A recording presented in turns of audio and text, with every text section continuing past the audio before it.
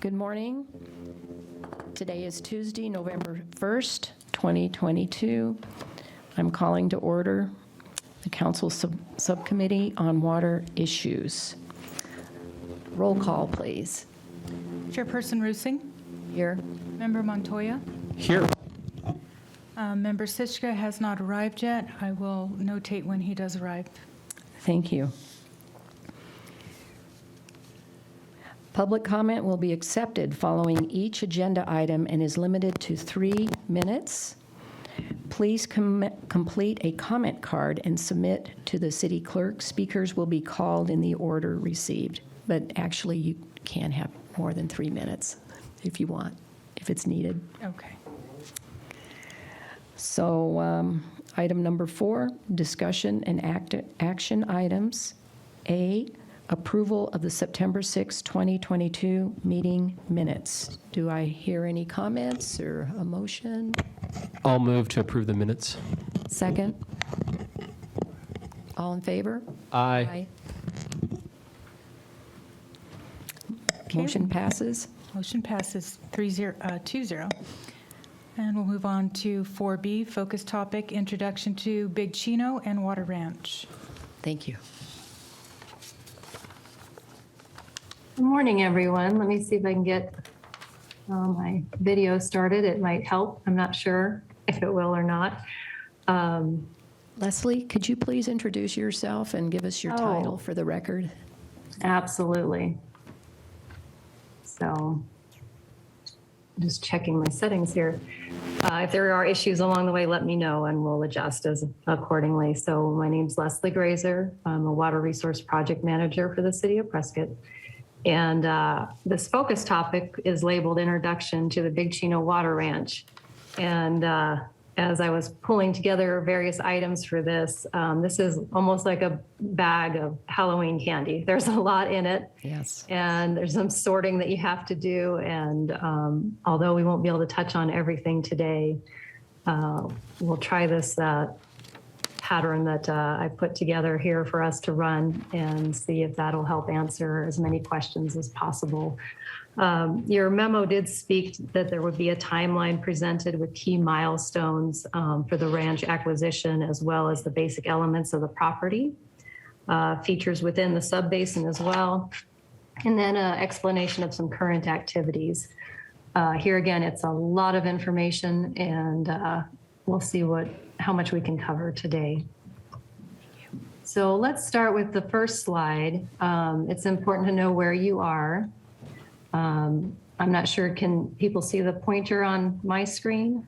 We can. Hovering over the ranch? We can, yes. Okay, that's a yes? Yeah. Yes. Okay, great. Okay, that helps me know that I'm helping out on my end too. Okay, so what we want to look at first is we know that this is the Prescott Active Management Area. And then up to the north, this orange outline is the Big Chino Subbasin. It consists of almost 200 square miles. It's very large, of course. You can see I-40 running through it as well, right here. We have elevation ranges that go from about 4,400 to 71 plus. And precipitation can vary, of course, again, up in our in the mountainous region areas, your potential to have a little bit more, but on average 16 inches per year. The depth to groundwater varies quite a bit as well. So it ranges generally from 14 to 510 feet below land surface. But the outlier, again, let me get this arrow working. In the Ash Fork area, there are extremely deep wells and extremely deep water levels up there. So they're up on the plateau area. And then in storage, the scientific work that's been done says there's about 15 million acre feet in storage. So what we're going to be looking at mostly is the aquifer area in this pink is where typically that storage is at. So let's follow up from if we're sitting in Prescott and drive through Chino Valley, up into Halden, and then out Big Chino Road. That will take us out to this hatched area, which is the city's property known as the Big Chino Water Ranch. Probably one more key item. If you've been on a tour recently, this is familiar. If not, it looks like my screen is trying to pop something new up. Let's see if we can make that go away. Okay. So,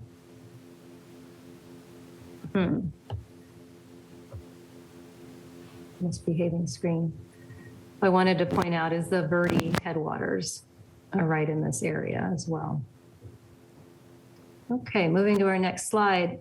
There was a big activity in 1991 related to the Groundwater Transportation Act.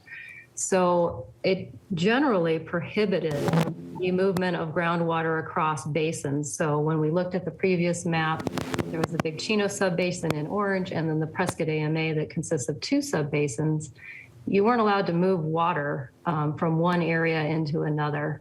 However, the act did authorize the transportation from 5 basins to 4 initial AMA areas, and that one of those being the Big Chino. So the city wouldn't have the opportunity to necessarily bring water in from a neighboring basin if this wasn't already in place in 1991. So part of the work that had to, regulations, work, you name it, negotiations that had to happen over time to even have this supply as a potential for the city. So in 1999, of course, that was a big active time for this area. So the groundwater mining was declared in the area. And basically what that did was said, you know, within the active management area, let's see if I can get my pointer to work, in this area here. So the city's sitting down here and the Big Chino's way up here. But this area itself was being declared out of safe yield and saying you're pumping more water than is naturally recharging or artificially recharging. What that did in terms of regulations was that it did full implementation of the Assured Water Supply Program, requiring the municipalities to work in a different fashion with anything that required new water supplies. So each area kind of took their own path. And as we mentioned before, the city took the path of looking at a decision in order of assured water supply. Other communities within this active management area had their new development seek a certificate. It also imposed additional conservation practices and required renewable, extinguished, or imported supplies for new subdivision growth throughout the AMA after 1999. So it severely restricted additional use of groundwater within the AMA. So everybody worked from that perspective. Moving along quickly through a timeline, the Senate Bill 1445. So what this did was it clarified some of the, I'll point this out on the slide, it clarified conditions for the importation of groundwater from the Big Chino subbasin and the rights associated with it. So it said a city or town in a Prescott active management area may withdraw and transport 8,068 acre feet of groundwater from this area. I point this out. This is a clarification from the time that the city thought it would potentially be bringing in 14,000 acre feet into the area. So there was some discussions that happened, and ultimately they were finding themselves into the amendment of statutes. This subsection F also said a city or town may withdraw additional groundwater for use by an Indian tribe on its reservation pursuant to a federally approved water settlement agreement. So here again, lots of activity, but it was amended and kind of tightened, clarified in the 2010 time period. So the project elements, as I said, this is a little bit of a mixed bag. We're going to move around quite a bit, and then hopefully we can come to closure at the end of this PowerPoint. Looking at this diagram, of course, Prescott Valley here, Prescott here. So we're sitting here, and we knew that, you know, the highway moves along here. I already pointed out going up Big Chino Road and up to the lands that are held by the city itself, known as the Big Chino Water Ranch. There was a lot of work being done to figure out how this was going to be engineered into town. And so, of course, you'd have to bring it by a transmission pipeline to a certain area. and then you'll want to tie it in to your existing pump stations and water production facilities. There would need to be an offshoot that would go over to Prescott Valley to serve their portion. So this is what it was looking like at that time. So of course this is dated now because the city was probably, well, not probably, was at 90% engineering plans in the 2009 time period. But what it looked like is that Big Chino Water Ranch, to move the water that was available through statute and in the DNO, was going to probably take about 9 wells. They were going to have 2 1 million gallon reservoirs. There was going to be a 23-mile, 36-inch gravity main pipeline that would take it in to the area. There would be pump stations along Highway 89. There would be 7 miles of 30-inch pipeline to this is the Chino Valley Water Production Facility. There was going to be some reconstructed Chino water production facility activity on site, including an additional 5 million gallon reservoir. So that has already occurred, but the water's not here yet. It's that upgrade was already made. There was going to be 15 miles of 24-inch pressurized pipeline from the city's water production facility to Prescott Valley. And there was going to be a need for an intermediate pump station to also assist with supplies, looking at 3 1 million gallon reservoirs. So if we fast forward to today, we know that now there's 2 6s out there. So I want to point out how things have changed, and that is part of bringing water supplies in or working with your existing water supplies. Best laid plans that sometimes change depending on what's happening in the world. Those who have been on a tour, I apologize if you've already seen this, but this is the schematic that helps look at the visual, the lift that has to happen. So starting here at this point, this is the Big Chino Water Ranch, and there's a downhill gradient that happens from the ranch out to basically the highway where there is going to be a pump station required. Then it's going to have to push the water up to the water production facility at this location. So these are the 2 5 million gallon tanks that are in place now. There are going to need to be more pump stations to push that water up to where 3 tanks were going to be. So this is your intermediate pump station area. And we know this to be now 2 6s. Also, if we back up to here, that water is going to have to be pushed into the Prescott Valley area. So this is the offshoot to get it over to where Prescott Valley would like to hold their water supplies.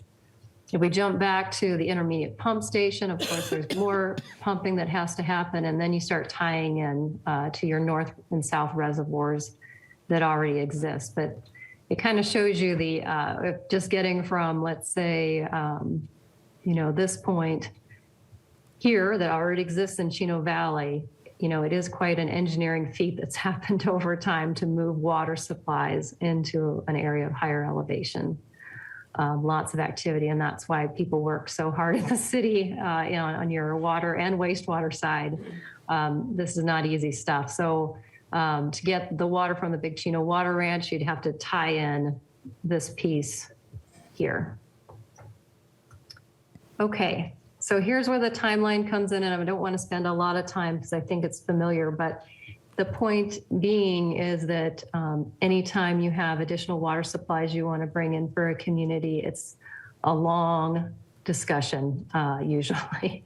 So here begins the long discussion where we knew back in the 1970s that the Little Chino Subbasin was being identified as a critical groundwater basin. They could see potential growth. They were seeing a lot of activity that was agricultural related, exports of water, to move things into the Grand Canyon area. I apologize, my slide jumped. So it's been known that as you have a population that's non-migratory, you're going to have to figure out how to keep supplies available for them. In 1980, this was formalized, into a Groundwater Management Act, and the result was AMAs. In 1983, I bring this up, the tie here is that the city did have a CAP allocation. It was authorized volumes to the city as well as volumes to the Yavapai Prescott Indian tribe.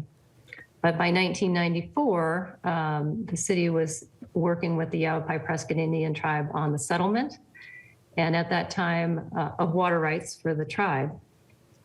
And then the city also relinquished their CAP allotment for replacement with Big Chino supplies.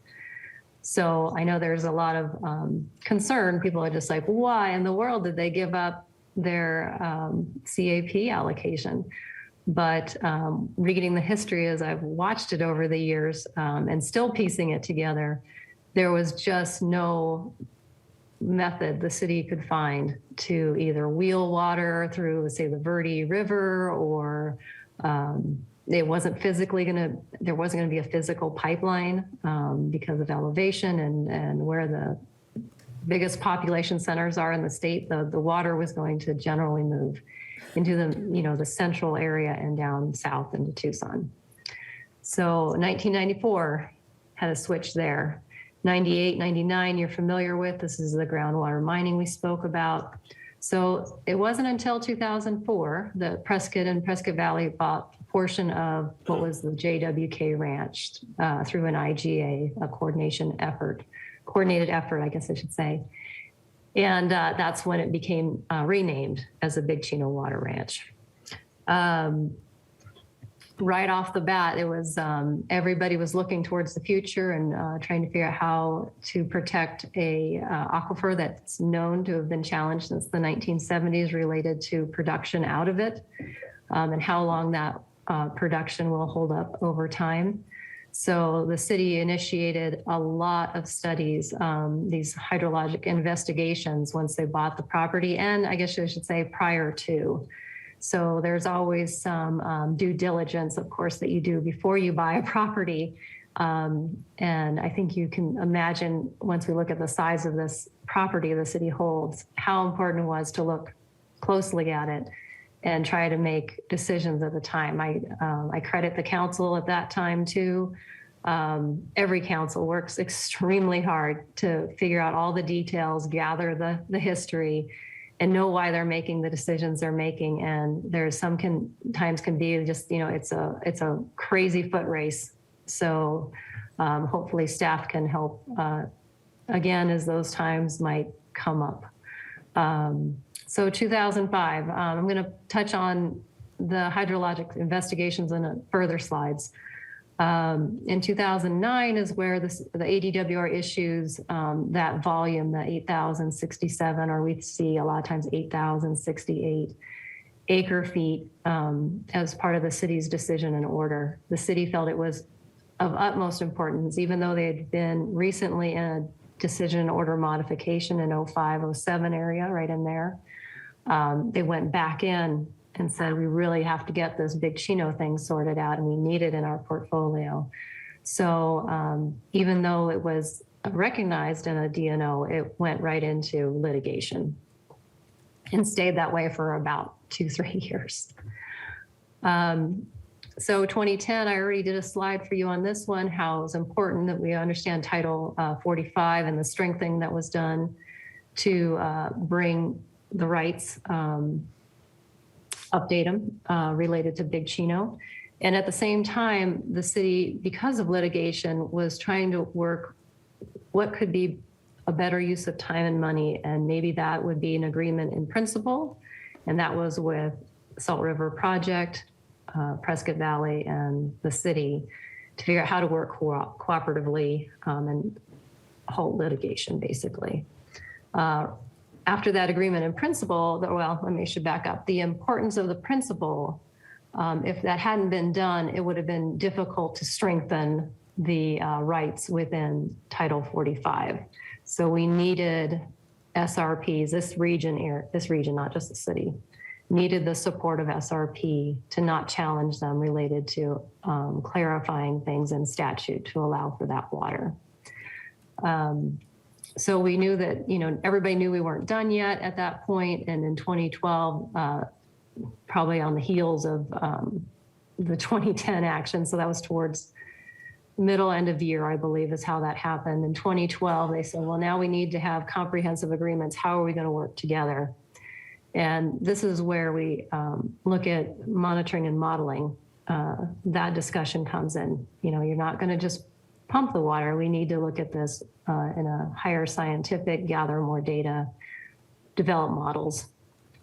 So in 2013, as part of comprehensive agreement number 1, I think in 2012, that was happening towards the end of the calendar year. So in 2013, the 3 parties, technical folks, were working quickly to execute numerous contracts related to data collection, because a model isn't really that great if you don't have pretty strong data sets to support it. We have a lot of there's a lot of history in the area, but there were also a lot of gaps, and there's still gap filling that has to be done.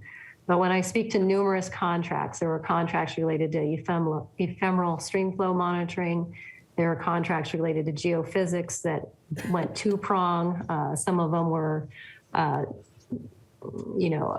basically taking transects across certain areas of the Big Chino, big lines that looked at the geology and would potentially help us build better layers in a model.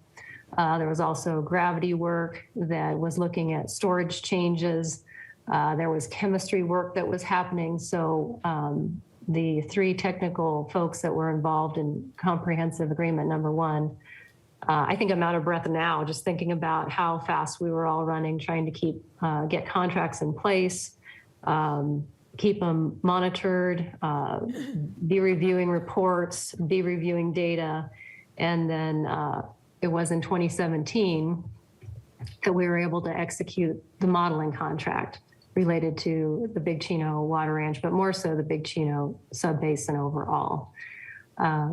So just before we were doing that in 2017, or maybe at the same time, we were also running around like crazy with another big contract, and that was for well drilling. And that well drilling was for basically experimental exploratory holes, but really good ones, so that we could also try to run some aquifer tests in certain areas to help, once again, prove up more data that would be useful for modeling.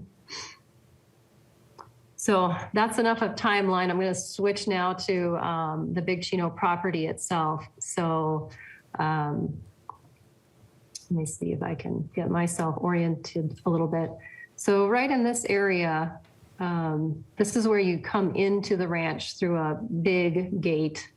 There's a center pivot area. Let me see if I can get, once again, my cursor to work here. Right in here is a central pivot, so that shows up in a lot of the imagery.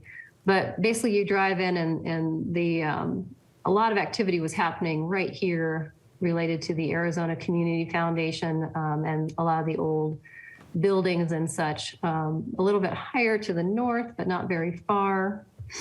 In this area was a farm headquarters, and that was used by the Hauser family while they were actively producing corn, which was happening when the city had bought it. So they were still under lease, a lot of activity.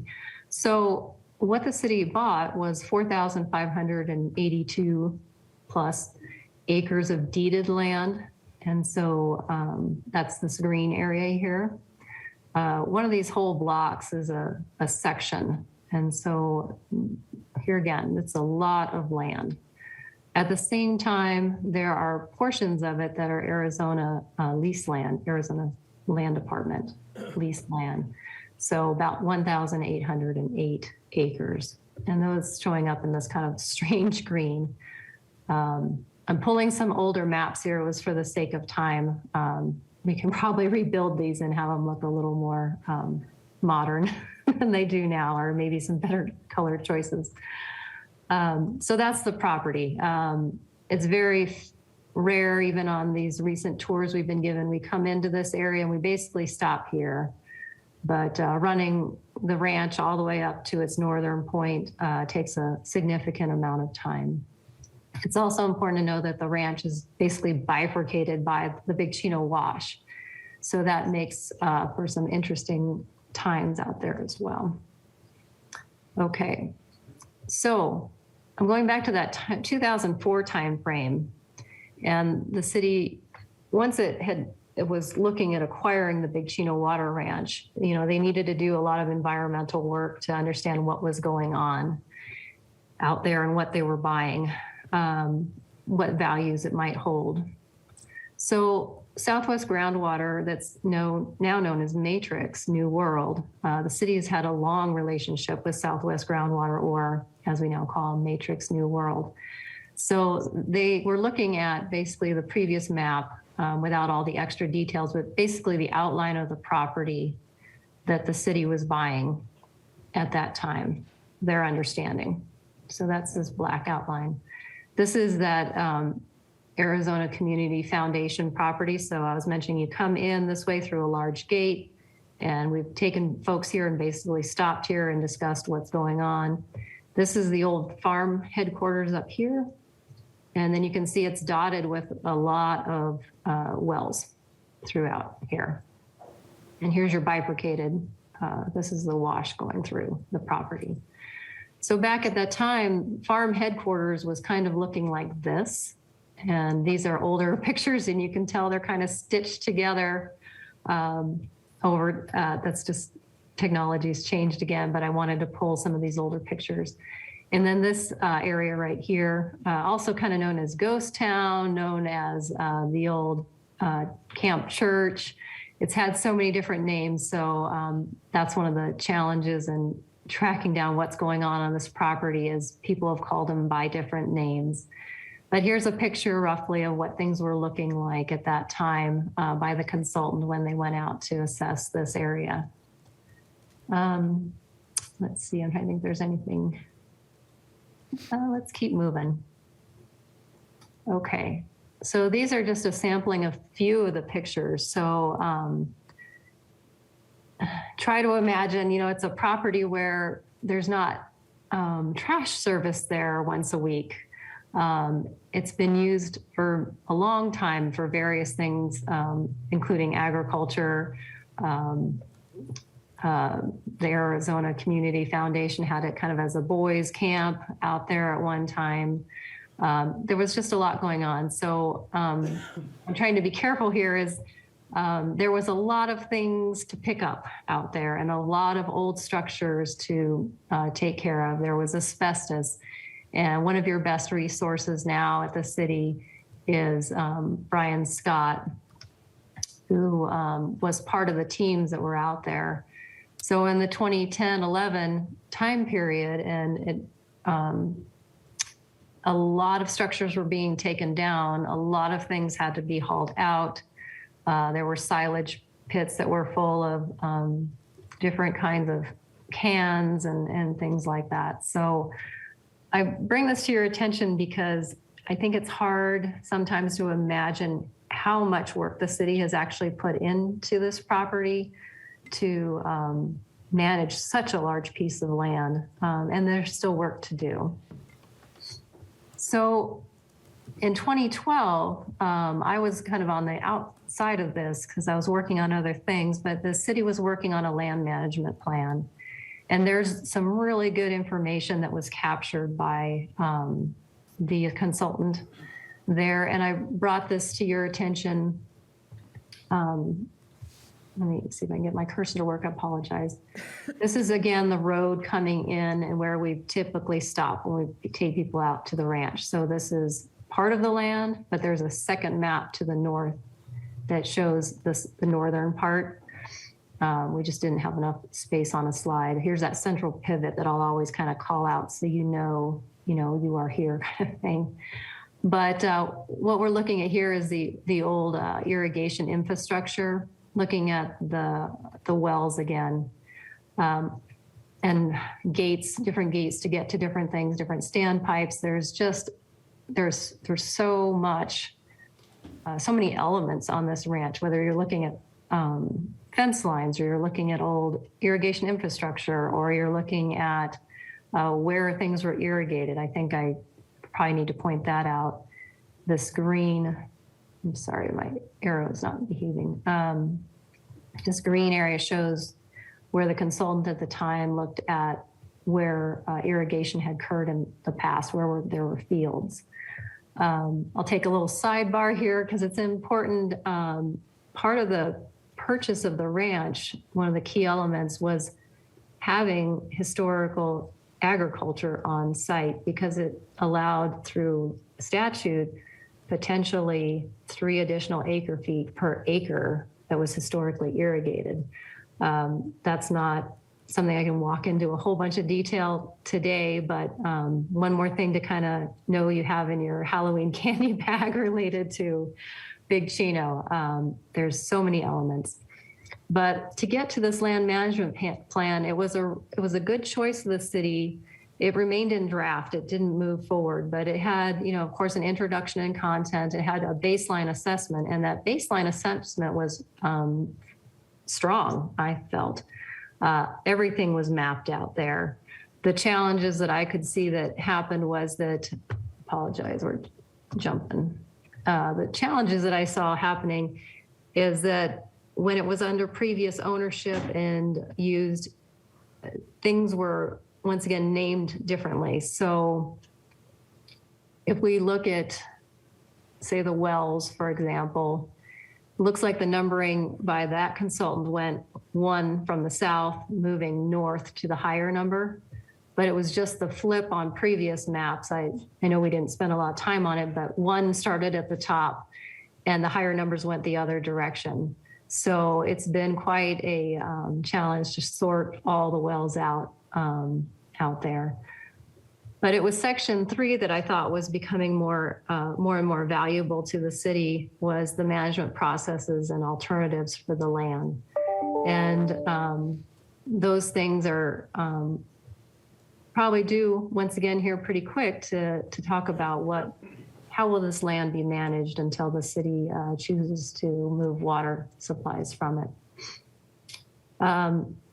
From that land management plan, here's another example of interesting information that's available. So what it was looking at was the gentleman with the team that he was working with looked at all the fence lines and determined their condition. Here again, I'll bring up one of your best resources at the city right now, Brian Scott. He was tasked many years ago to go out there and make sure gates were closing and locked and watch for these fence lines, repair fence lines. This is important because within the purchase agreement by the city cannot allow any leasing of the land until by anybody else other than the Keycapper family until it is fully fenced. And so when you're running fence lines out here, it looks like you're very connected. The property is fully fenced. But when you look at the actual blocks of the city purchase, you can see that the fence lines are running through. So we don't necessarily have it fully fenced. So here's a really good example through here. The fence line's going this way, but the property that was purchased would require the fence to go out to here and then catch that corner. I think that makes sense of how to actually get a perimeter on the city property.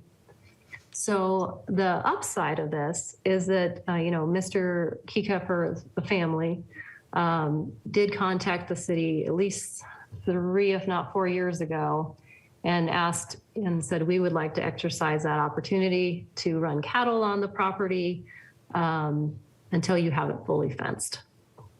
And now we know why there's, one person saying it's not fully fenced, but the city, when they run fence lines, they're like, wow, I'm closing a circuit that I can see, but you can't necessarily pick out these corners unless you have them surveyed in that you're actually fencing the property you bought.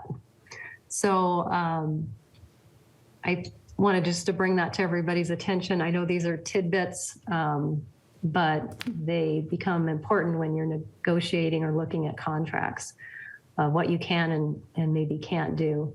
I'll take a moment here too, is it becomes a cost, everything becomes a cost decision. Does it make sense for the city to expend the cost to actually fence to these property boundaries that they bought to? That's a question that is not just a one-day question, it's an overall visioning the city has to look at as to what do you want to do into the future. Okay, let's look a little bit more. These are the agricultural lands. So I did pull both figures from that document just so you could see what that looked like, the green areas, based on how that consultant cataloged it. There is also a report that's remained in draft about historically irrigated acres and what the different crop types were. All that has sat because rulemaking was suspended at the state. I think that was a decade ago. So the city has work on that front as well, as how is it going to work with others in determining historically irrigated agriculture. And that would be, the city as an owner, with Prescott Valley also owner through an IGA of this property, and the water that's supposed to come from it. It would be the state of Arizona, and their ADWR has it in statute what historically irrigated acres might be like. And then it'll be our downstream right holders who will also look very closely at historically irrigated lands and what that might mean. Another caveat in the Halloween bag was that the city, when they acquired this property, put forth a resolution that said that they would put aside the historically irrigated lands so that they could use that as a mitigation potentially for their pumping. And that's still on the books. That hasn't been turned or released in any way by the city. So lots of discussions that happen around this sizable property and all the elements that happen with it. Okay, so with that land management plan and just, the steps you can take, the city, as we know, doesn't have a big bench, can't always put tons of money out on a property like this. But from the land management plan and from know-how, I worked in a different employer at one time, and I found myself out on the ranch quite a bit, mostly from a data collection standpoint. So the land was familiar to me. But in the 2019 area, I encouraged the city. I said, because I know the land management plan, I know we don't have a lot of time. I know that there's not money, but we got to secure wells out there. We got to go the next round. So back in the 2010-11 time period, they were, dismantling as much as they could, moving things off the property, that old farm equipment, tires, cans of stuff, demolishing buildings. And so that wave was done, but securing the wells was important. So here's a few examples of we had open holes out there. And of course, you want to protect that for many different reasons. You don't need critters in there. You don't need people dumping things in there. It's just property management. You have to take care of what you own. So we had a consultant help us out there and start cataloging, what actually needed to be done. And so these open holes, such as this one on the top, equipment that was sitting idle, if there was any access points for things to be put down that hole, we wanted to close things up. At the very bottom here is an example. So the city invested their own employees to go out there, clean up around the area. A lot of times the grasses were high. That was many times due to there was no cattle on the property. With cattle on the property now, that changes a lot of things for the better. And the city was able to use its own staff to, I'm trying to get this pointer working, put lids on things and tack weld them down, also to put some signage up. So on one of our tours that we went out there, here again, here's that little central pivot right here. You come in this way through the big gate, and then we all kind of congregate here and talk about what things are looking like on the ranch. Lots of wells up in this direction, and you continue north off of this map, because this is just the southern part of the property. We did a quick run down this direction, and this is while we were out there. I actually think it was this one, this red one here. we took the time to open that up. I was a little dismayed because there wasn't a lock on it and it wasn't signed yet. So although a lot of these have signs, there's some more communication to go on out there to get everything signed. So I'm pretty sure at this point, as of today, that one has been taken care of and there's a lock on it. We also work with, sorry, it jumped. We also work with the Department of Water Resources, looking back at the efforts made to get monitoring happening up there and who was housing different water levels or geochem or whatever we were trying to take care of up in this area for modeling purposes. I shot a note off to them immediately when we knew what the lock number was going to be, because we don't want to lock out state agencies so that they drive all the way up here and then try to use our phone tree to find someone who knows what the lock combo is for something. So we work really hard to keep our partners, or those that we want to partner with, informed of what we're doing up there. To me, it's vital. It's safety out there. This is a remote area. We have to make sure we have good communication with those who are moving on and off of the city property. And I think this is going to take me basically to the last slide of Big Chino Water Ranch introduction. Now you kind of know a little bit more about how big it is, what it entails, what kind of steps the city has made over the years to do projects at the right time to maintain this property. The job's not done yet. When the job will be done, I don't know, but you have to kind of look at how your futures are looking and make choices. But I want to bring you back to now comprehensive agreement number 1. And so this agreement requires that we produce an annual report each year. So it was just a couple weeks ago that we were able to finish up the 9th annual report. I'm just quickly looking at the table of contents so you know what we try to do is we do a summary of accomplishments. We look at our meetings. They were fast and furious this past year from May through June on various needs we were trying to meet related to the modeling. If we executed any new documents, an example would be we revised the ephemeral streamflow contract and started weeding out equipment and efforts that didn't necessarily need to continue to happen. Either the data was collected, we have the signal figured out, and we wanted to back off how much equipment and money we spent in that area. At the same time, identifying what was important and trying to keep that data stream going. We needed that. How we handle public information, which reports were completed. There's a financial summary. All the equipment that we know is being watched is listed. And we have more of a robust this year, modeling portion to this.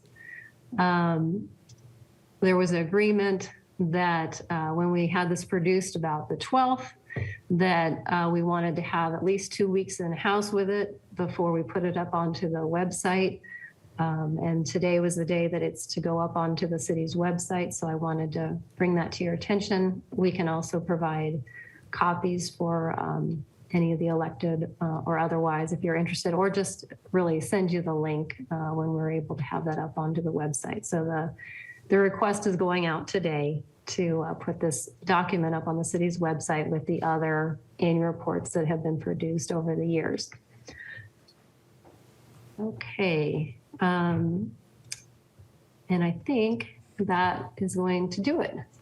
So I'm happy to take questions along the way. As I said, it was just a real whirlwind tour topic, like introduction to the Big Chino Water Ranches. There's a lot, so I hope I gave you a fair sampling for this focus topic. Well, you certainly did, Leslie. Thank you very much, because it's very important that we understand the foundation and the background of what took place many years ago. I have a couple of questions. My first question is, I seem to remember we paid about, what, 20 million for the purchase of this ranch. Can you help out my memory? Yes, 23, 24, right in there. million. Okay. And why didn't we just purchase the water rights? Why did we have to physically buy this ranch, which sounds like a maintenance nightmare, very expensive with fencing and cleanup?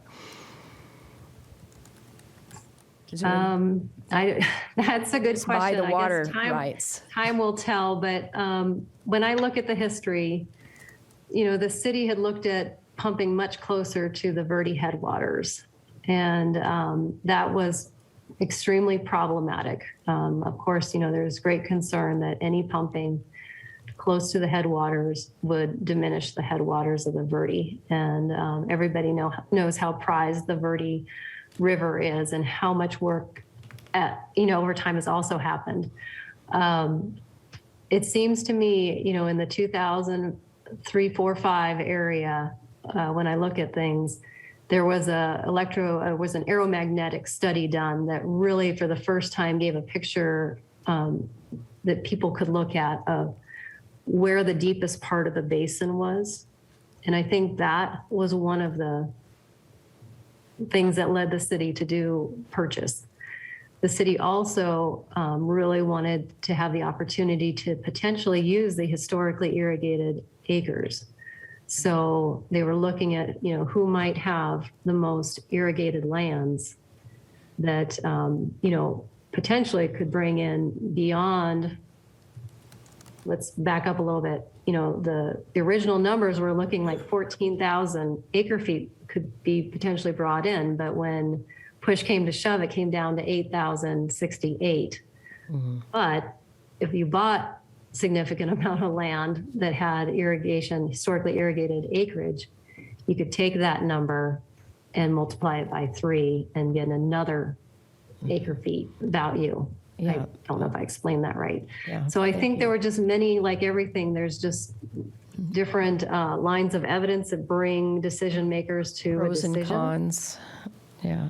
So, well, let me just say that a section is a square mile, and so we purchased 7.2 square miles deeded acreage of the actual ranch, and then did we purchase that extra 3.0 square miles from the state land department, or are we leasing those, or?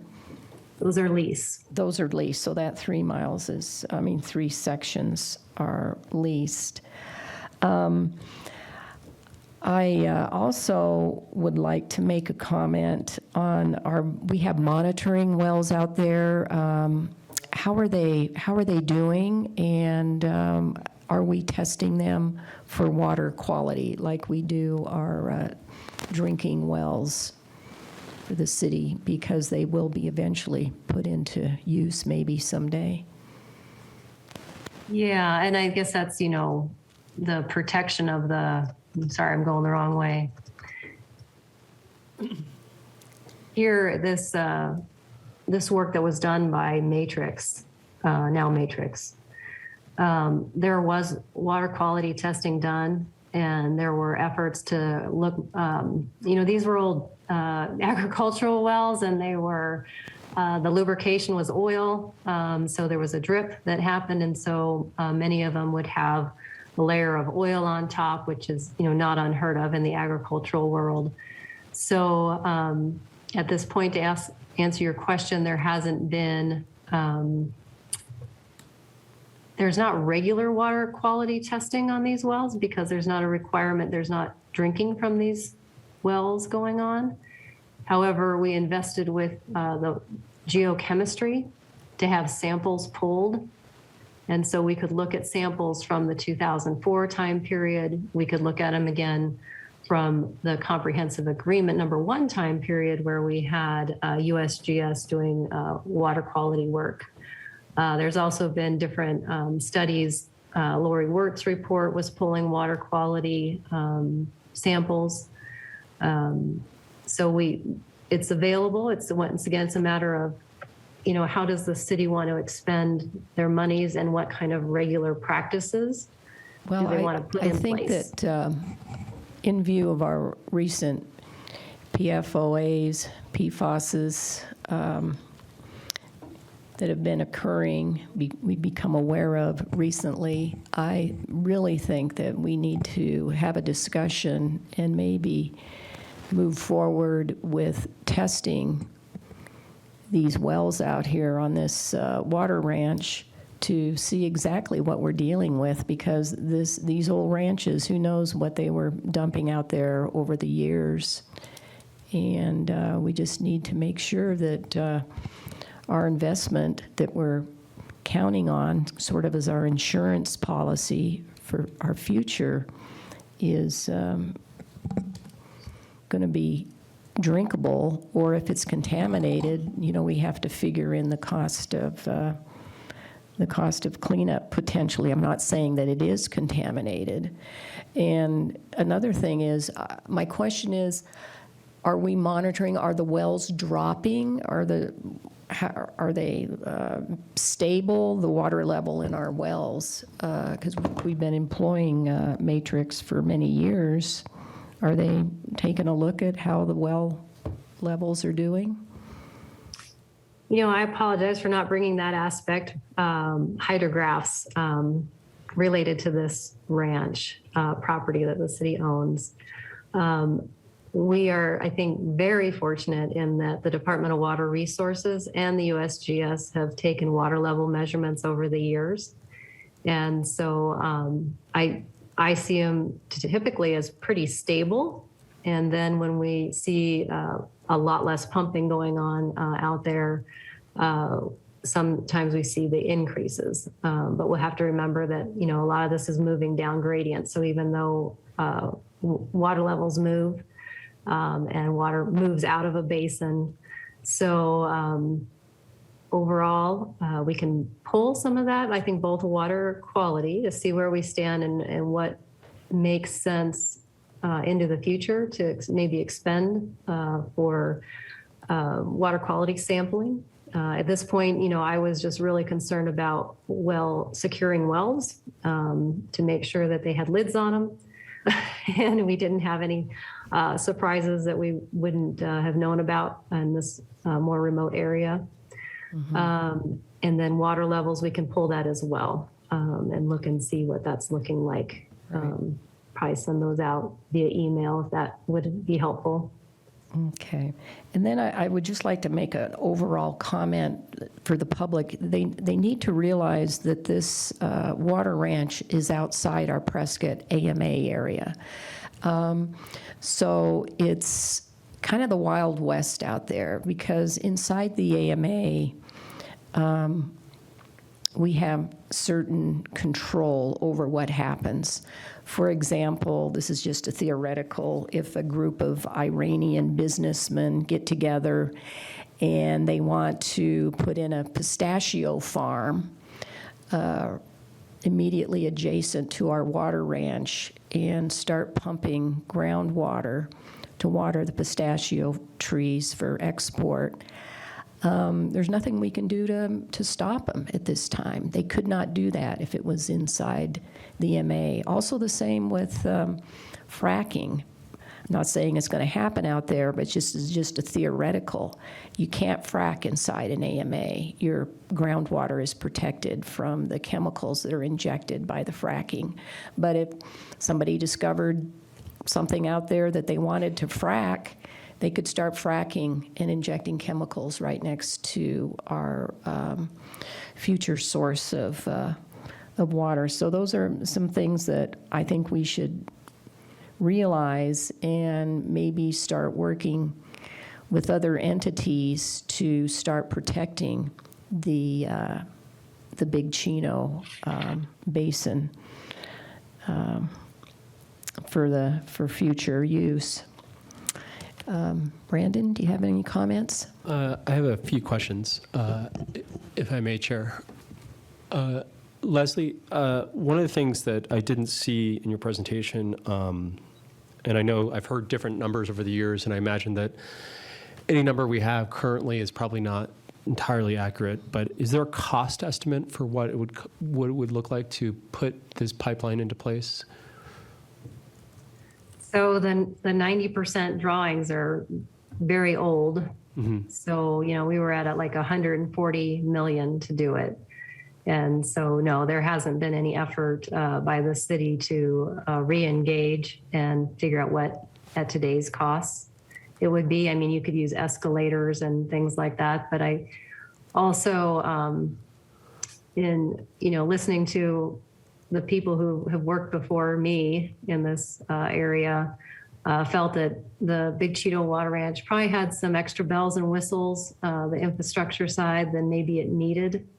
So there was efforts to look at potential cost savings to kind of bring down those extra items and see what it might look like. But, and that here again, it's a time and dollars game, right?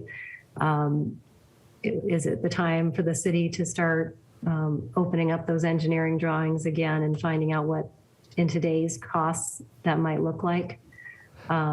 Also knowing that, pieces of, let me get to the slide that would help, there's pieces along the way that have changed as well or have been put in place. The intermediate pump station is already there. The second 5 million gallon tank is in place. The right of way has changed.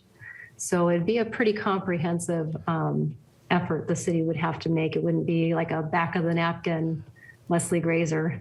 Right. No, and that's fair. And I certainly wouldn't expect you to do that. I guess my thinking is that it's probably safe to say that the cost is higher than what we estimated back then. Absolutely. I would imagine, just based on some of the stuff that we've approved on council from a budget level. We put things out for engineering estimates, and only very recently have we seen those engineering estimates catch up to what actual costs are. So my guess is this is a several $100 million project. And so I think that's important to know, because I guess in my mind, thinking about from a policymaker position, what that means is going to the taxpayers of this community, and frankly, probably the taxpayers of Prescott Valley as well, and asking them to approve funding for this in some capacity or another, because hundreds of millions of dollars in infrastructure would be something that would probably have to be a bond issue in my mind. I think every time the city has made any major purchase that I've seen, it's required bonding. It's required clear communication with the public. So if we just look at Watson and Willow Lake reservoirs and having that become part of the city's portfolio, that was a big dollar item, and it required community support to do so. This history plays out over and over again. So I think you are absolutely on target. Bringing in additional water supplies always is a discussion with your community. And Yeah, it's a dollar discussion, a big dollar discussion. Kind of staying on that task, something that I would like to have a little bit of clarification on. My impression is that Prescott Valley has an interest in the Big Cheeto Water Ranch, as you've alluded to a couple times, in your presentation. But then it's kind of, it seems like, and when I went out there and did the tour with you and Councilman Moore, it looks like the city of Prescott owns the land and is responsible for the maintenance cost. What is the breakdown of responsibility? Does Prescott Valley merely just have an allocation of the right to access a portion of the water, and Prescott owns the whole thing, or what does it look like? The IGA speaks to a water sharing based on a percentage, and then there's also a cost sharing. So they've been sharing in the cost of the environmental, assessments that were done, any work that city staff has done or with others to clean up the property. They've shared in the costs of course, comprehensive agreement number 1. So it is written into the IGA that it's a sharing based on a percentage. Great. I appreciate that clarification. I just want to make sure. So it sounds like, if I'm hearing you correctly, Prescott does the bulk of that work, but then Prescott Valley kicks in for their prorated share of that cost. Yeah, they're invoiced, but it's also been important for the city to partner well with Prescott Valley and vice versa Right. about which direction things are going. And so, of course, we all found ourselves running in a direction called comprehensive agreement number 1 pretty fast. And so I think that the forward thinking and the discussions that are going to have and the agreements and understandings that are going to have to occur will continue well into the future related to this water supply and how Prescott and Prescott Valley work to make this happen for the area. That makes sense to me, and I certainly would agree. The last question I have for you is, you mentioned the fencing and how it kind of does not actually establish that the perimeter that we would need to per the agreement with the key Kefers. But it sounds like for now that's benefiting us because it sounds like the benefit is that they are able to graze cows there, and that works to kind of have some natural weed eating happening on the property that wouldn't otherwise happen, or maintenance of grass. But my question is, would we need to complete that perimeter fencing to actually make this a viable project for the accessing of the pipeline and the water? I don't know if that makes sense. Question. I don't think you actually, I think what would happen is that you would want to secure your works out there. So what that fencing or block buildings or whatever it is, you'll need to have on-site operations out there to keep an eye on things. SCADA systems are great, but you need to have that human touch and presence out there. So I don't necessarily think, well, it's hard to say, Councilman Montoya. There has to be, it's probably twofold. You probably need to identify the perimeter of the property clearly, like you see signs like please keep out, city property. That gives that person who in some cases just kind of stumbles into things that they have a line that they shouldn't cross, and then your actual infrastructure works. There's just perimeters you put around your water production facilities, your wells, your whatever, to protect them. You need a second layer. Leslie, let me go back to the fencing. I was intrigued. I grew up rural, and I've just noticed that there's always a tendency when you're running a fence, you don't really care about a survey. You just put in your fence and hope the neighbor doesn't mind if it's on his property. But for example, like there's the fence and here's our property. So who owns this property? Is this still Key Keffer property, or is that state land or private land? I had to be selective on which.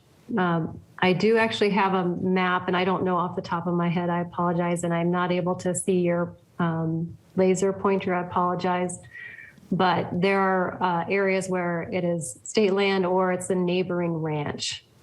And so it could be part of the JWK, it could be part of the CV, it could be, I think Chino Grande is still out there. So it just depends. We have neighbors. Yeah. And so we came into the neighborhood.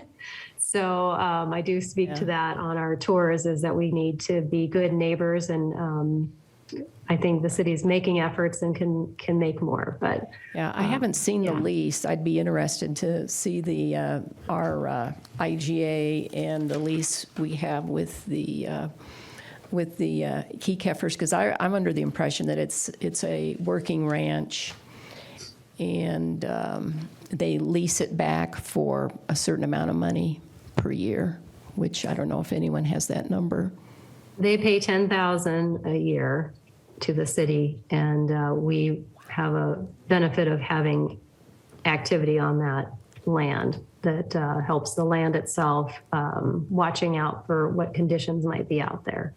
So yeah, I'd be happy to send you So they're leasing. picture of what what's neighboring the property, who has ownership, and then also the lease, it sounds like the grazing lease.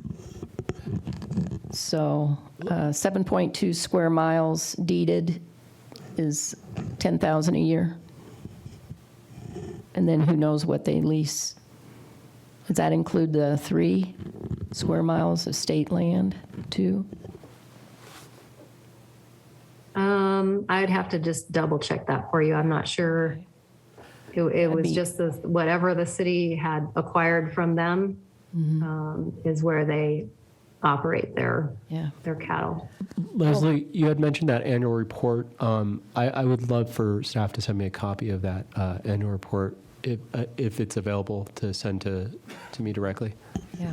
And Leslie, I just wanted to thank you for this, delving into this. And I'd like to request that we get this ranch, our water ranch, next year, maybe January, February, have another go at it, because there's so much information, and this is a very important part of our water portfolio. Do we have any comments on Zoom? We do. Okay, Howard Mechanic, excuse me, Howard Mechanic, go ahead and unmute yourself.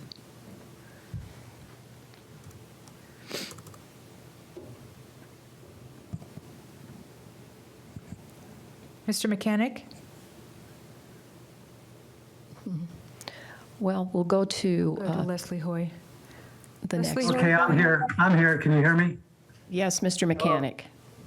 Yeah, I just saw the unmute button. Sorry for the delay.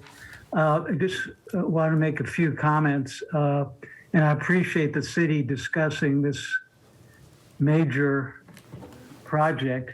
I don't believe there's been a discussion for many years. Considering the city has a property it paid over $20 million over 10 years ago, it's probably worth twice that now. So the city has an asset of $40 million, and we're talking about it as an insurance policy.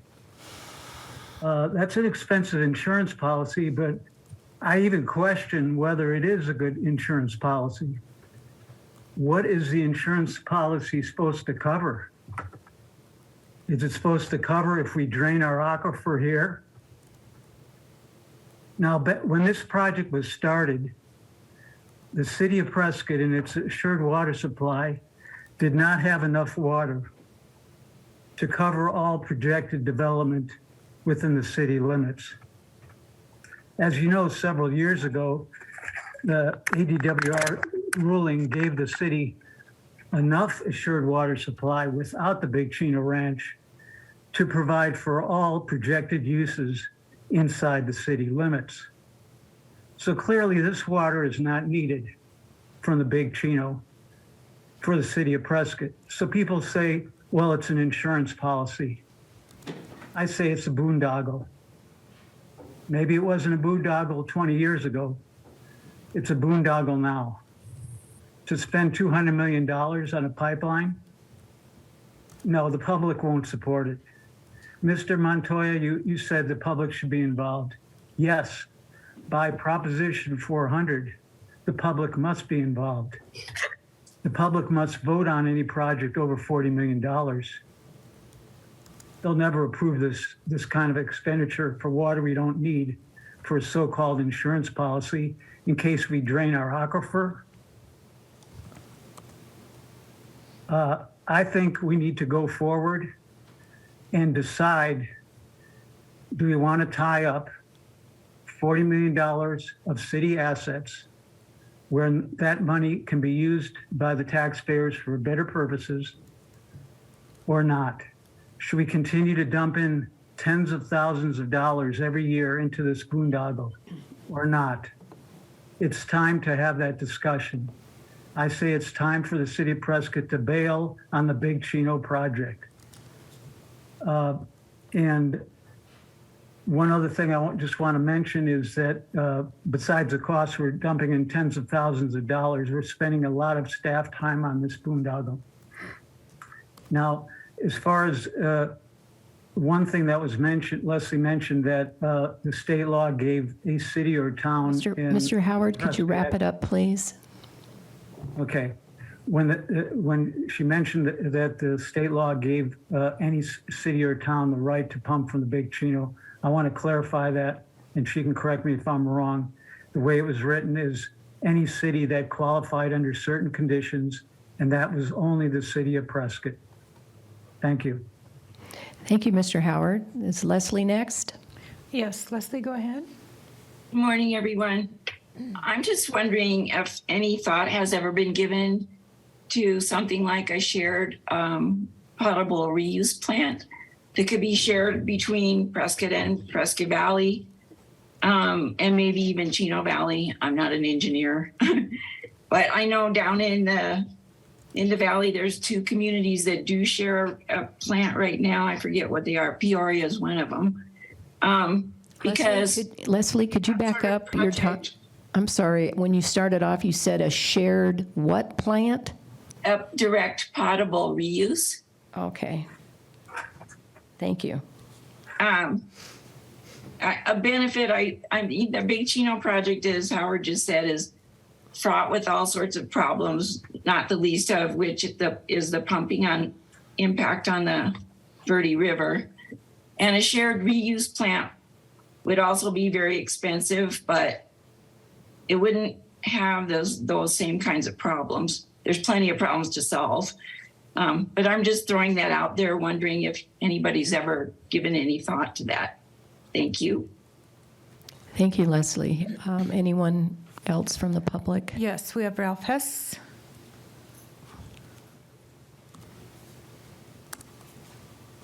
Good morning, Ralph Hess, Prescott, Arizona. Morning. Decades ago, City of Prescott owned Hacienda Lake.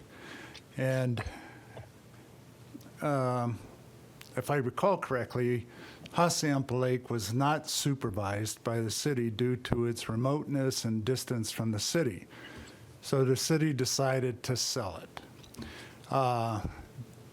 And I think it was primarily because of concerns over liability issues due to the fact that it wasn't being supervised. What I've heard today is, one, the ranch, Chino Valley, or Chino Water Ranch, is remote, and it's not fully fenced. So the question I have is, are there any concerns about liability due to the fact that the property is not fully fenced, and how often are we really supervising it to address any concerns related to the conditions that we've heard described for the property currently? So, and if we do have any concerns regarding liability, what are we doing to address those concerns? Thank you. Mr. Podracki, do you have any comments as to what the purchase and lease agreement says about liability? I would guess that the city is probably all 100% liable, but maybe not. The city would always have a concern about, negligence. We have property insurance, ownership. right, on it? We have insurance on it. I take a closer look at the underlying agreements. We typically put in indemnification language as well.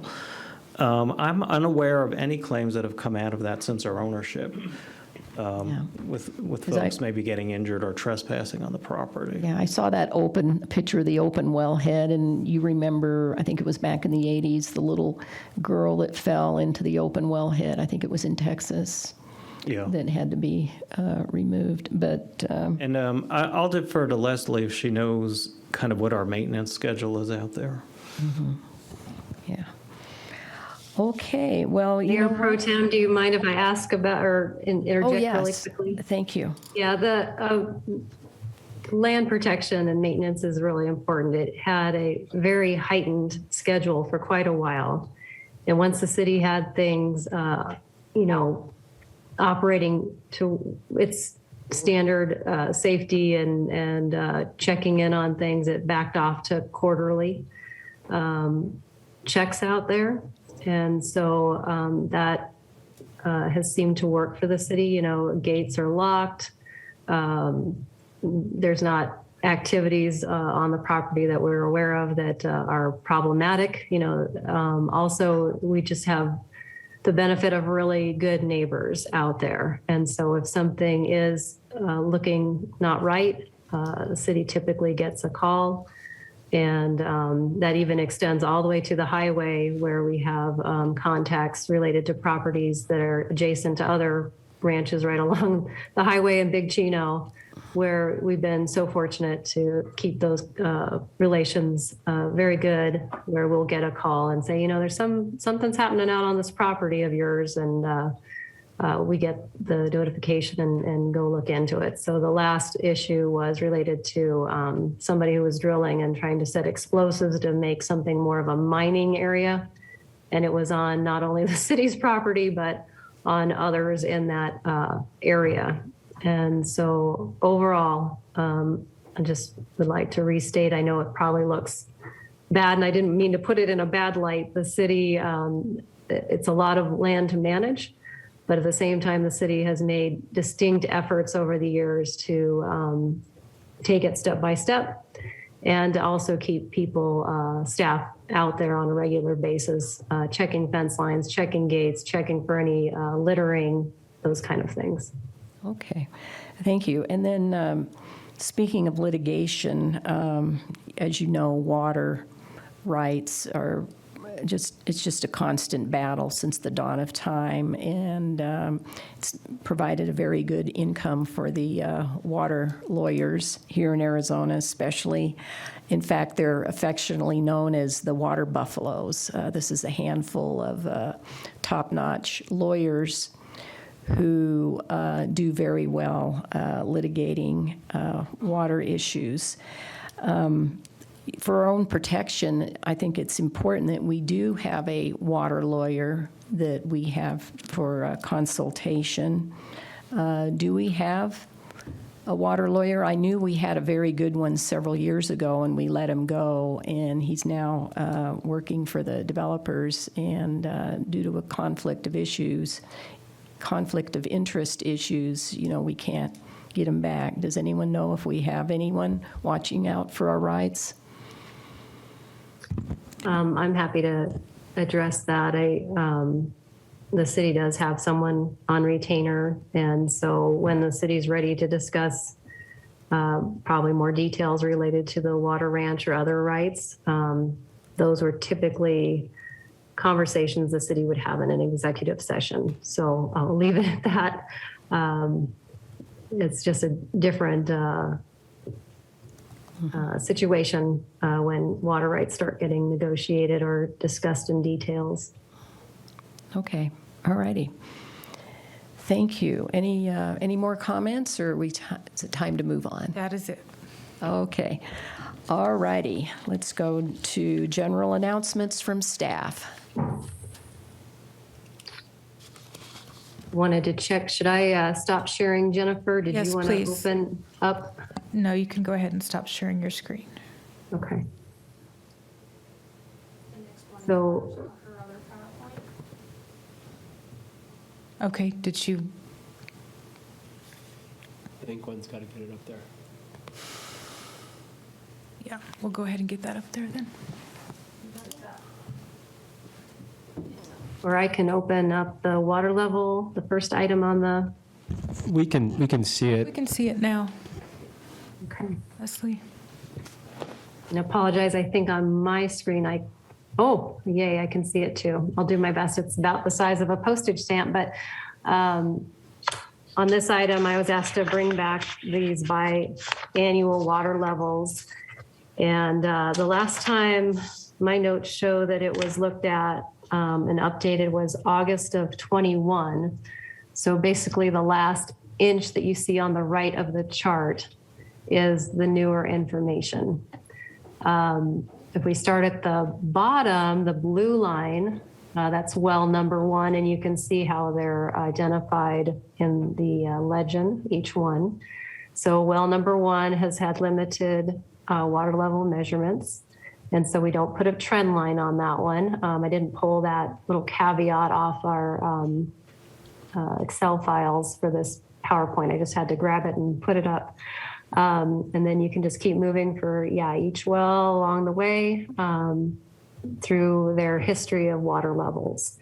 I'm looking at well number 3, which is the gray line. I'm a little uncertain as to what's happening in the data there. I haven't had a chance to look at it, but it'll be a conversation for water operations to take a quick look and see why we're having some big swings. And maybe there have been, with the operation changes recently, that they're using that well differently than they have in the past. And so that water level is reflecting that. Or if there can be always, all of us have human error and we type something in wrong, switch some numbers, a transpose situation. So I'm not quite sure. But the general discussion here is these are the Chino Valley wells, and you can see what the trend lines have looked like since 2007 to October 22. And then the next slide is the airport area wells. Leslie? Yes. So let's be clear, the general trend line is downward? Is that what we're looking at? Yeah, some are a gentle downward trend. Others are behave differently, as you can see, such as well 3. That can be for many different reasons. Either that's a predominantly one pumped or the geology is different in that area. So the Kona Depression acts a different way than the other wells. There can be various reasons for that, but I don't think it should come to a surprise if you pump in one location and you know that an area is pumping more than is naturally or artificially being recharged, then you will potentially see declines in your data, but in the trend line, of course. But you follow the water level itself, you can see the seasonality that happens with pumping, where there's times where it's dropping and then other times it's recovering. But the bottom line, I think that's important that we had to explain very clearly when we started, when we were asked to start bringing this data, was these are static water levels. So the well is supposed to be off for at least 8 hours before a water level is taken. Otherwise, you could potentially have a pumping level, which is going to look much different than a static level. So this chart and the other one for the airport area are both static data sets. Okay, thank you. Yep. And 2, same idea. You can follow the legend at the bottom as to which airport well is being shown. And then we have a little bit more data for airport. Oh, I think that's 5. I apologize. I can't see it, but that would be 5 because I don't think we're getting any information on 6. So once again, though, I put a trend line on that, and it's because of the time frame shown, it's a little bit deceiving, but you can see that 5 is generally moving along fairly flat in its use.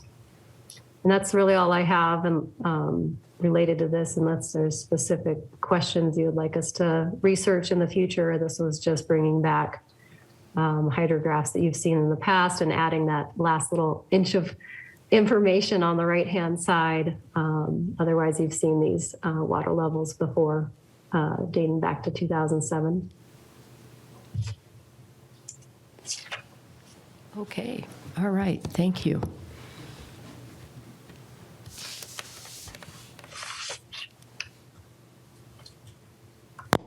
Leslie, I put the Word document up on the screen. If you Thank you. And I'll do my best. So here again, it's very tiny, so I'll try to read it from my screen here. I probably should have pulled another computer going here, but the quick notes would be that you did have 2 board meetings recently, one for NAMWA, one for the coalition. The NAMWA one, there was succession on the board, so based on discussions and voting, Mayor Good was selected by the group to represent, be the board chairman, basically. Jeff Linwood came in and gave a presentation on the Colorado River situation and did a really nice job. I think we're all looking forward to having his set of slides He really broke it down, very historic, and lots of information goes with that. And he did a nice job to convey that to the board. And then last, the Water Utility Leadership Forum. The group is still planning to have that event, and why they felt it was really important to continue this and do it every other year is that it gets the water managed together, but it also provides a venue for operators to work on their continuing education credits. And that marketing will probably begin no later than January for a May 23 event. Switching to the coalition real quick, they had a board meeting, plus they were trying to run a special work session as well. They also had a presenter from the Department of Forest and Fire and looking at grants. As you know, coalition is very grant-based, project-based group. They talked about how they were going to execute the stormwater planning grant that they have. That has made it through all the hurdles, but it needs technical support. So they agreed to bring on Archie Dickey from Biozone, as well as John Munderloh, to execute the various components of that grant. The budget was reviewed, of course, and discussions continue. I know that they're continuing in-house. Grant projects were also reviewed related to the rainwater harvesting from the ADWR grant monies. The USDA NRCS grant was also discussed and how that would be moving forward. And then also looking at additional work that, or collaboration with the Nature Conservancy in 2023. So the blip that happened on that one was that the special session ran out of time and quorum. And they're going to be looking at, I understand from the emails, December to reschedule that meeting. And the intent is to look overall at the coalition and figure out, I think it's going to have to come from the technical group a little bit, what's the range that can be covered of the goals and priorities of the coalition. And then seeing if that aligns with where the board would like to go as well. So it was really a discussion of needing direction from the board, but the technical group can work through gathering the pieces to see what rises to the top and how it might be accomplished. And I believe that's all I have for those two items. Okay, thank you very much. Anything else? Couple more things, Mayor Pro Tem. So this morning, I want to introduce the new supervisor of the Permit Center who's tracking your water budget. Ben Easley is with us today. This is his first time presenting, so be kind. But I have asked him to give you an overview of the water that we've been administratively approving for the last couple of months to show you where we're at. These numbers are as of the third Wednesday in October, so with that, I'll invite Ben up. Good morning. Here are the numbers.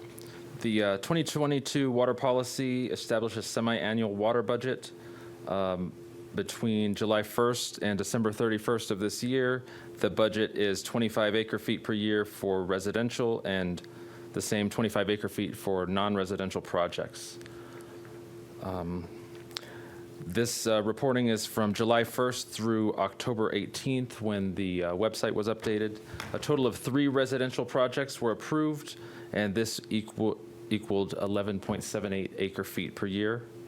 One project exceeded administrative approval threshold and was reviewed and approved by the Water Issues Subcommittee and City Council. The other 2 projects were under 1 acre-feet and administratively approved. The remaining budget for residential is 13.22 acre-feet per year. Also, a total of 13 non-residential projects were approved, equating to 14.67 acre-feet per year. Of those 13 projects, 3 exceeded administrative approval threshold and were reviewed by council and the Water Issues Subcommittee. The other 2 projects were administratively approved, and the remaining non-residential budget is 10.33 acre-feet per year. There were also a total of 25 projects approved under existing contracts. 22 of these are new single-family homes located primarily within groundwater subdivisions. Additionally, there were 2 subdivision plats and 1 multifamily complex approved under existing contracts. Do you have the total of the acre feet on those ones that were approved under contract? I do. One was in Deepwell Ranch. The total number of residential dwelling units approved was 472, totaling 83.7 acre feet. Projects under existing contract are not included in the water budget. The reason I'm asking, just to be clear, is a lot of times in the community, I get pushback from people in the building construction area saying that the water policy that we enacted created a lot of constriction on construction, but when an existing contract allows for 83 acre feet of water, it would seem that that's not the case. So I just think it's important to put that on the record that people say the water policy put a dent in growth, but 472 homes are getting built under existing contract in spite of the water policy. So I just wanted to put that out there. And I'm sorry, I didn't get your name. Ned? Ben Easley. Ben. Ben Easley. And Ben, can you tell us a little bit about yourself? I'm a civil engineer with the city, and I've recently taken over the Public Works permit review team. Okay. Well, thank you. Congratulations. Thank you. I have a question for Gwen concerning our water policy. Say at the end of the year, December 31st, we have some acre feet that we have left over that we didn't use. What happens to that? Mayor Pro Tem, during the discussions on the water policy, that was a topic. At that time, council did not want to roll remaining water available into the next budget cycle, but we will be bringing to you an extensive overview of how we've been doing for the last 7 or 8 months since the policy was enacted, and some areas where staff needs additional direction. Things come up over time as requests come in, and we'll also be discussing proposed water budget for the next 6-month period at the December Water Issues Subcommittee meeting. Gwen, if I could ask a question on that topic, I wasn't at the last mayor's ad hoc committee where he talked about, or the mayor's ad hoc committee around the water policy group that's kind of trying to see are they making progress, and do they have recommendations that'll move forward to council at this point? I know we had a presentation maybe a month or so ago, but it seems like there's been a lot of kind of them trying to get up to speed on some things. Councilman Montoya, the ad hoc committee has been meeting monthly. Leslie gave, as you mentioned, a quarterly update. We are going to be meeting internally as staff because different staff interact with our customers in different ways. So we have an internal meeting scheduled here in the next week or so so that everyone can provide their input as to how the policy's been working or issues that may have come up, and that includes input from the mayor's ad hoc committee. And then that information will be brought back to you in December. So we are compiling the information now. And when you say it'll be brought back before us in December, do you mean before this subcommittee or before council whole? So it will come to the subcommittee in early December, and then we'll be at the whole council in later December so we can set the water budget. Awesome. Thank you so much for that clarification. You're welcome. Okay, thank you. Squirrel, we got one more general announcement. Here you go, Steve. Good morning, Steve Wolfers, Utilities Manager with Public Works Department. I'm bringing you today the latest and greatest information that we've collected from our sampling efforts for the PFAS stuff that we've found. Currently, we've been working on not only doing our monthly samples, which are annotated there in the chart. As you can see, we've continued to work towards a blending plan And so the last line on that chart, the EPDS 11, shows you that that is the Chino wells and how it's blended. We are getting non-detects according to our laboratory results. So our blending plan is still working. As you can also see, the second to the last line, Airport 5 continues to be our outlier with highest concentrations detected. The other Chino wells, the Chino wells up there near the top, are staying pretty within their standard deviation and expected average. So really no change. We're still continuing our process and making adjustments as needed. What's been very helpful is that our demands have been dropping, so we're able to stay within our blending plan. Did you have a question, sir? Yeah, we were talking earlier before the meeting started, and I guess my question to you is, it sounds like there's some suggestion that the EPA is going to change these recommendation levels. There's some impression of that anyways. Can you speak to that a little bit? I think we are all the utility managers in other cities are sitting waiting for EPA to come out and tell us exactly what they expect to regulate, what levels, and how they're planning on doing it. We've been spending a lot of time with ADEQ, and actually I'll be on a seminar tomorrow with EPA, and they're going to tell us their strategy of how they're going to go about designing this MCL, the maximum contaminant level. So we're hoping before the end of the year that we will have a proposed MCL that will give us an idea of what level we're going to have to treat to. And is the idea when they have that proposed MCL, does that get put out for comment and then people can kind of fight over it essentially, and then at some point in the near future we'll kind of have a rule of the road of like, this is the MCL that everyone in the country has to adhere to? Yes, that's essentially what happens. They put out a proposal, there's public comment period. I'm sure that there'll be plenty of litigation associated with it because there's always that type of thing that goes along with the new MCL.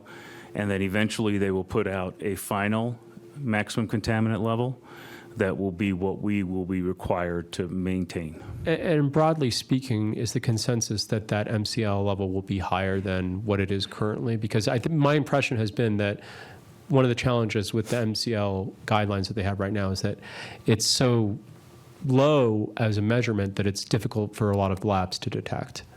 There are no labs that can Yeah, detect fair enough. it. Even worse in some ways. Correct. So we're expecting that it's going to have to be much higher than what the HALs are, the health advisory levels, which as 0.004 and 0.02. Now, detection limits for pretty much every test that we've had returned is somewhere between 1.9 and 2 parts per trillion. So, and those HALs, of course, were parts per trillion, so Yeah. almost parts per quadrillion. So we are expecting something that's going to be higher than maybe 2, but I'm not sure how far they're going to stray upward in that. Sure. And I guess let me ask you this. Is it reasonable to expect that the city will continue to do a blending program to drive down what comes through the tap, so to speak? Absolutely. That's our main goal is to protect the public health from these contaminants, no matter what the MCL is. So we will continue working towards that, yes. Excellent. I appreciate all the information. Thank you. Very glad to hear that. I'm still concerned about Airport Well number 5. That was our newest, Yes, ma'am. biggest, bestest well. It is not good for us not to have that in the system. We really would like to have that back, yes. Yeah, okay. All righty. Okay, thank you. Any more comments? I just wanted to point out the first paragraph. It kind of went backwards here. We did get sample results from our wastewater treatment facilities, and they are showing reasonable amounts of PFOA and PFOS, both at the Sundog and the airport plant. What I found interesting is that the concentrations at the airport plant were actually lower than the Sundog plant, which it might be counterintuitive just because we have so much commercial activity out near the airport, and the Sundog facility takes in most of the residential areas. So it was it's just more of an interesting type of thing. Again, a single sample, a single grab, and it only gives you a limited amount of information. But what this tells us, yes, there are PFOA and PFOS within our wastewater system, and as we expected. So it's I don't know what to do with that information, but it certainly tells us that we do have those coming in through our sanitary systems. Okay. You're right. And They're everywhere. They're everywhere. Thank you. That's all I have. Okay, thanks, Steve.